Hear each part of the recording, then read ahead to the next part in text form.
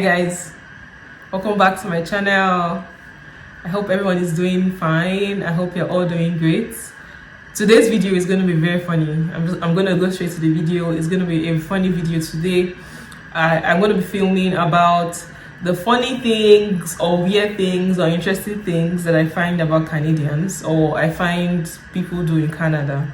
Now this is just a funny video. There's nothing, it's not meant to offend or it's not meant to make people feel a certain way. It's just for us to see and just laugh and just hear and just laugh. So number one for me is I find that Canadians wear shirts and t-shirts when there is like a temperature that's above zero, maybe like 1 degree or 2 degrees or 3 degrees, 5 degrees.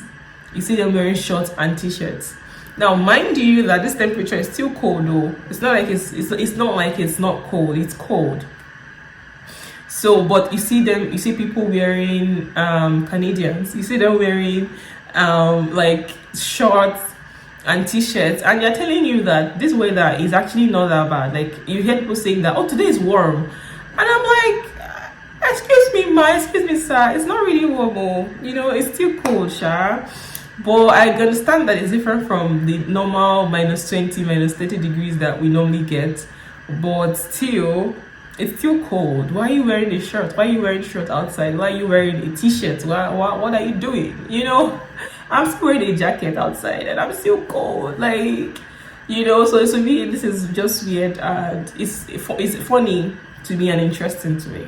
Now number two is, I think maybe it's not every Canadian or everybody in Canada, but I find that most people don't wear scents, like they don't use perfumes as much. Now I think this is something that has to do with the weather, right? So we know that the weather here is not hot, right? It's mostly cold. Like most time of the year is cold. So I guess we don't really need to wear scents and to wear perfumes. So if you have your bath in the morning, if you can wash your clothes, you don't need to wear scents. Like most times scents are just to kind of quench bad odor and make you smell nice. But I guess they don't really need them. And from me, where I work or where I go to school, it's kind of like a facility, like a hospital kind of thing. So you don't want to wear scents there where people might have allergies, people might have asthma or any condition basically that those scents can trigger. So for me it was interesting because then in Nigeria we wear scents. Like in fact, if you sell scents and perfumes and perfume oils in Nigeria, you're going to make money. Like it's a lucrative business back in Nigeria. Whereas here they don't sell it as much. It's not like something that you find in stores. Like I don't think there's like perfume stores. They probably are here, but it's not as common as in Nigeria.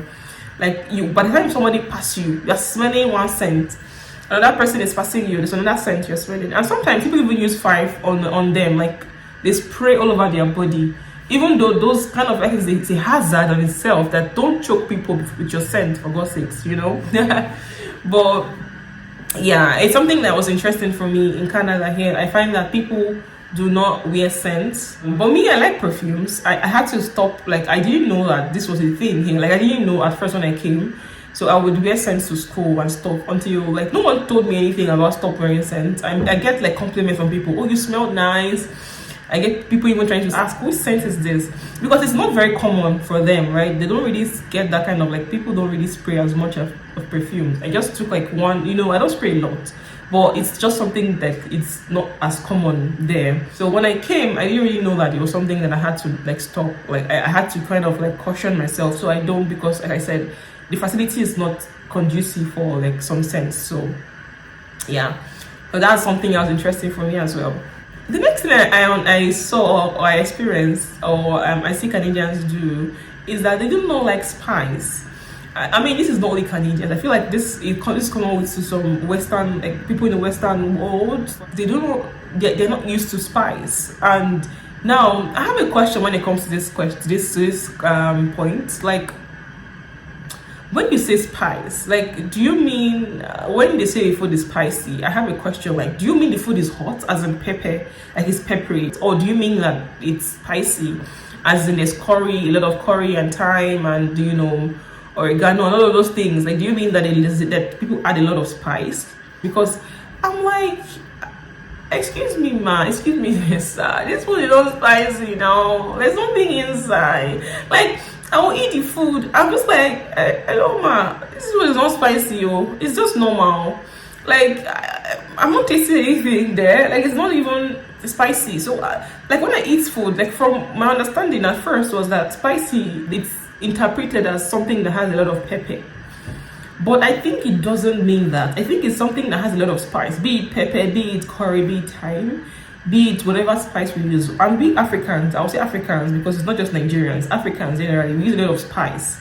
And even Black Americans as well, like the blacks, they use a lot of spice, like they spice it up, and it's not very common with Canadians.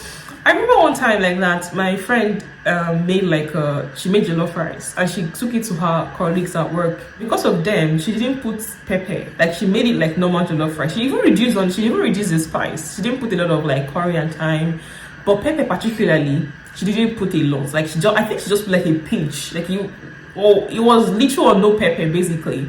And she took this food to they had like a potluck, and literally people were almost dying saying that it was spicy.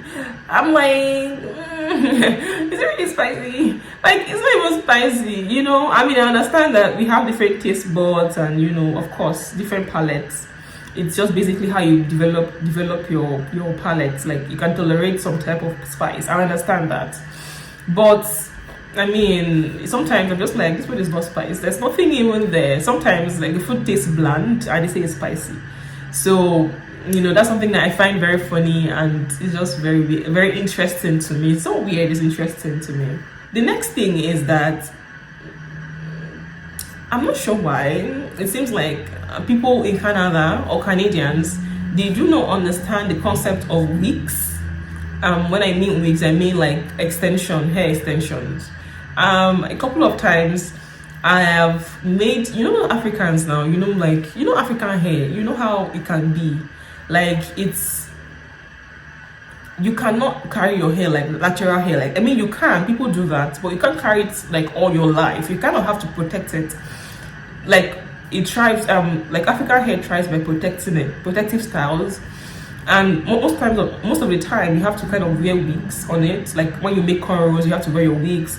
If you want, you can make like braids, you can put weave on, so you can add weaves to your hair. These are things that African ladies do. Not only African, like black American, like black people do, basically.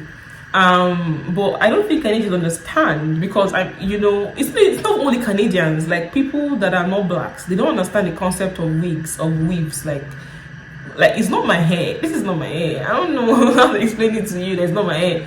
Like, and I'm not saying it's a bad thing. I don't, like, it's funny to me, because I find it very funny and cute, because they always tell me, like, when I go to work, I go to school, and then I'm with a new hairstyle, people are like, oh, your hair is so nice. I'm like, it's not my hair. Sometimes I have to explain. Like, in fact, now I don't explain anymore. Like, thank you so much. I don't have to tell them it's not my hair.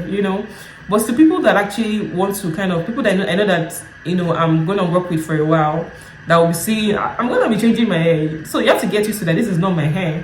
You're gonna be seeing different hairstyles, because I think in their mind they're like, how is this girl changing her hair? Like, how are you doing it? Like, today you're coming with one braid, the next maybe 3 weeks or 4 weeks you are bringing another style. I think they're equating it to their own hair, where their own hair, they have like very hair, like normal hair, very long and very luscious and very soft and stuff. So they legit just have to comb it and pack it, or whatever thing they want to do to it. They don't really have to do braids or protect it. So they're thinking to themselves that, I think maybe using their own hair to do all of those styles that we are saying, it might not be possible for them, because sometimes when you come with different colors, some people even wear red wigs, some people even wear different colors. So in their mind, like, how did you color your hair this week? In the next 4 weeks or 5 weeks, you are beginning on that color to work. Like, what are you doing? You know, they're just trying to understand, and they admire it. So I like how they admire like black hairs. I like it. Like I get a lot of compliment, like I said. But the thing is, I still get questions. Is this your hair? It's not my hair. I don't know how this can be my hair. Like, for example, this thing is not my hair. How can it be my hair? 2 weeks ago, I had like a afro, and all of a sudden it became this. Like, she gets those things. I think they confuse them a lot. I remember when I first came, and I always like change my hair because I had like wigs. I was always wearing wigs then. And I always see curiosity in my, like, some people's faces. Like, they were just like, how is this girl changing her hair, Sha? Like, until like a couple of people asked me, like, is this your hair? Like, is this actually your hair? Oh, it's not my hair. It's a wig. So let's try to understand, you know, because people tend to wear wigs here, maybe when someone has like when someone has cancer, or when somebody wants to do something, you know, something different or something, you know. It's not very common to wear wigs here, so I understand that is very, you know, surprising for them. I remember there was someone that was new, like where I work, and he you know, he would always ask me, like, your hair is so nice. Like, I always, like, he was just so short, like the short in his face is just like I remember one time I had like a short hair. I had like short hair. Oh, I think it was a wig actually. It was a short, like, bob kind of thing. And just imagine, I think the guy was imagining that I cut my hair into that. So he was like, oh, you changed your hair. Wow, so nice. That's a very new look. Very surprised face and very like, wow, you know. And I think after like 4 weeks, I changed the wig to a long one. Confusion. What? How did your hair grow so long all of a sudden in 4 weeks? What? It's not my hair. So you know, so that's something that was very interesting, and I just find it very cute that they don't understand the concept of wigs. I mean, like I said, I explained to most people. Some people still don't understand it. The next thing I find interesting is that some people call me tall. In Canada, like me, I'm not tall. Am I tall? I don't think so. I've never really seen myself as a tall person until I got here. Like, I mean, in some places in Nigeria, I'm not saying I'm short or anything, but like, I'm not tall. I wouldn't consider myself tall when I was in Nigeria. I would say I'm average height. Like, you know, when I got here, I remember, like, even like the first week I got here, a couple of people told me that, wow, you're tall. I'm just like, am I tall? I don't know. I knew that I was tall. So, like, you know, I won't say that Canadians are short. That's not what I'm trying to say. But I didn't, like, it's something that I found interesting, that I could actually be considered a tall person in this place, you know. And by the way, I'm actually 5'8", I think. I'm 175 centimeter. That's 1.75 meters. But I think it's 5'8". Anyways, but like, I don't think that's tall in the range of, you know, height. But anyways, I think it's something that that I find interesting. I find very funny that I'm considered tall, you know. And the last thing I will mention is, I find it interesting that like, most people just like my name. My name is Patience, and I can tell you that almost every time I tell someone my name, they're like, oh, that's so nice, I love your name. You know, it's so interesting to me. It's so cute, and so, I don't know, I find it very, very nice. They've made me like my name so much. Like, in Nigeria, I'm Patience. Okay, I know what's in now. You know, it's a normal name. It's very common in Nigeria, but it's not so common here, right? And this has made me just stand, like, I feel so unique. I feel like I stand out. My name stands out anywhere. I don't know. So it makes me feel good, actually, but also very interesting for me. So yeah, that's everything I would say. That's all I can say right now. That I see that experience that Canadians are just funny and very cute and very weird, not weird, but you're interesting to me. So yeah, if you have more, if you have experiences as, you know, a different race, blacks, or, you know, whatever race, you can just put it in the comment section. And if you're Canadians as well, you can just let us know what things that we do as, you know, blacks or another race, things that you find funny that we do as well.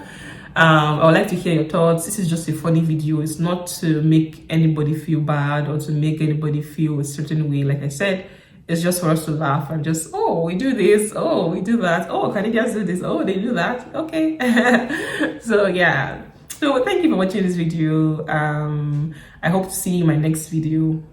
Please subscribe, like, comment, and share my video, and I'll see you next time. Bye.